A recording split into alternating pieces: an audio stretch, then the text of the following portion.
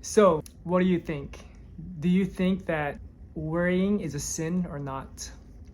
In the Bible, it says it multiple times, do not worry. Just how it says, do not lie, do not cheat. Jesus himself said it in Matthew 6:25, do not worry. So why is there a lot of confusion, especially among Christians, to see if worrying is really a sin or not? And I believe the reason for this is because we have not differentiated between the feeling of being worried against the thought or action of worrying. So there's a difference between those two. There is no such thing as a sinful feeling. All feelings are God's gift to us. Our feelings are something that we cannot control, that comes out of our body to respond to the things around us. So there is no such thing as a sinful feeling. Jesus himself got angry, and yet he did not sin when he saw what was happening around the temple. The anger was inside of him, but he responded and acted in a way that is not sinful.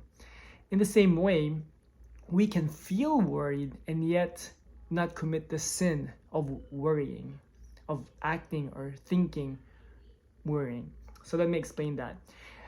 Mental health experts think that feelings only last for 90 seconds. That's about less than 2 minutes, only 90 seconds. So if that's the case, then how come our feelings feel to last longer than 90 seconds? The reason for that is because our thought pattern and our action of thinking reinforces our emotions. So when we have the feeling of being worried, don't worry, no pun intended or pun intended, you're not sinning. Having the feeling of being worried is not sinful. You know what is sinful? It is the thought or act of worrying. It is when you choose to worry with your mind. You think that God is not able to provide for your needs. You think that your problems are too big for God. Your act of choosing to worry reinforces the emotions of worrying and adds another 90 seconds. That's why it becomes a never-ending cycle of emotions and thoughts. So whenever you are feeling worried, don't worry, because you are not actually sinning. But what you choose to do with that feeling of worrying is very important. When Jesus, on the night before he was crucified, the Bible described his emotion as being in anguish. You can say that he was feeling worried in an extreme level. But what he chose to do with those feelings was not to think in his head, oh, God is not in control, oh, God cannot help me in this problem.